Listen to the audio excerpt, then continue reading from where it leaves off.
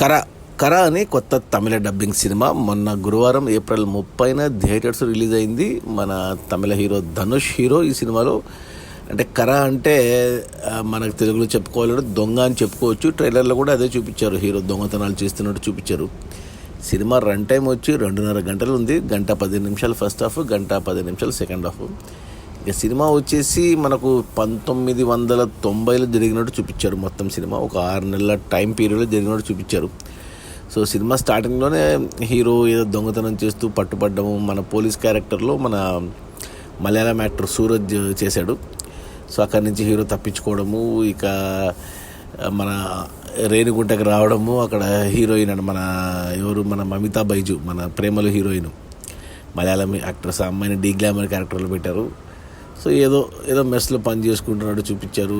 ఇంకా తమిళ అంటే కొద్దిగా రియలిస్టిక్గా ఉంటాయి కదా సినిమాలు, ఆకులు ఎత్తడము, అంట్లు తోమడము, ఇలా ఏంటంటో చూపించారు. నాకైతే నిరాసక్తిగా ఉంది. అసలు ఏట్రా బాబు ఇలా ఉంది సినిమా, ఇంత డల్గా, ఇంత బోరింగ్గా, బ్యాక్గ్రౌండ్లో ఏడుపు పాటలు, ఏం సినిమా అనుకున్నా నేను. ఇంకా తర్వాత సినిమా కొద్దిగా ముందుకు వెళ్ళాలి కాబట్టి ఇక హీరో కొద్దిగా స్క్రీన్ ప్లే కథాపరంగా అవసరం పడి తన సొంత ఊరికి రావడము, తమిళనాడులో ఏదో మారుమూల గ్రామంలోకి రావడము.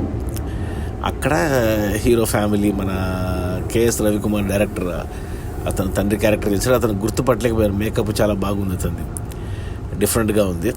సో ఆ క్యారెక్టర్ నుంచి ఏమైనా కథలికి వస్తుంది అనుకున్నాను, కానీ అక్కడ బ్యాక్గ్రౌండ్ మ్యూజిక్ బాగా జీవి ప్రకాష్ అప్పుడే నిద్ర లేచినట్టున్నాడు.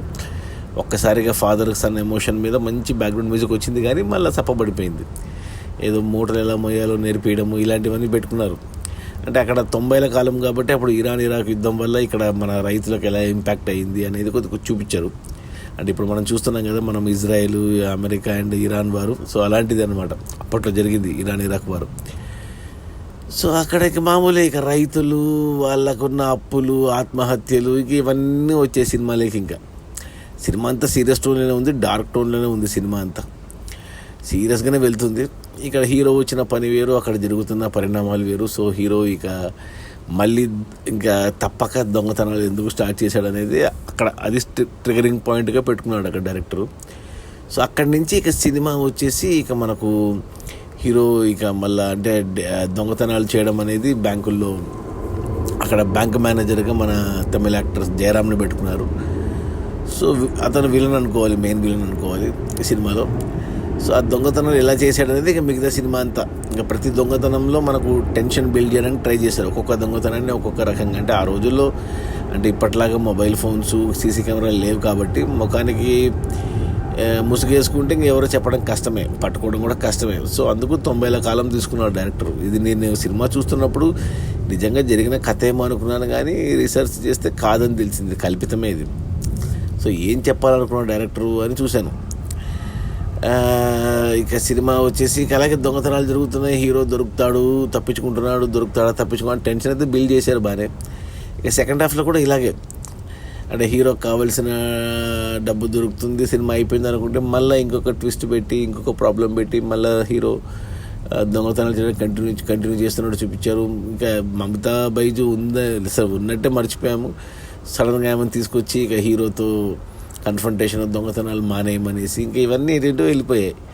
ఇక హీరో ఇక సరేలే ఇంక అన్నీ మానేస్తున్నాడు అనుకున్నప్పుడు ఇక హీరో తన ప్రాబ్లంతో పాటు ఇక అందరి సమస్యలను ఎత్తనేసుకుని, ఊరి వాళ్ళ సమస్యలు, రైతుల సమస్యలు అన్నీ కలిపి అక్కడి నుంచి కొద్దిగా ప్రొసీడింగ్స్ కొద్దిగా ఫాస్ట్గా వెళ్ళాయి. అంటే ఇక చకచక ఒక్క రోజులో ఇంకా హీరోయిటిక్గా ఇక దొంగతనాలు చేయడము, అతను పట్టుకోవడానికి పోలీసులు నానా అవస్థలు పడ్డము. అదే టైంలో ఇంకేందో అట్లా వెళ్ళిపోయింది సినిమా ఇంకంతా.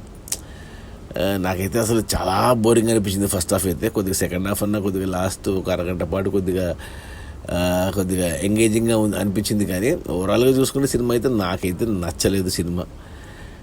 ఏంటో అంటే ఒకవేళ ఈ కథ నిజంగా జరిగి ఉంటే మాత్రం చాలా గ్రేట్ అని చెప్పాలి, కానీ ఇది నిజంగా జరగలేదు కాబట్టి, కల్పితమే కాబట్టి, తర్వాత తెలుసుకున్నాను కాబట్టి.